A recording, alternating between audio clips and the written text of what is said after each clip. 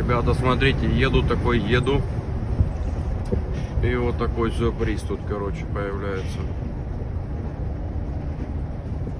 Дорогу смыло речкой. Ничего себе. Прям полполосы нету вообще.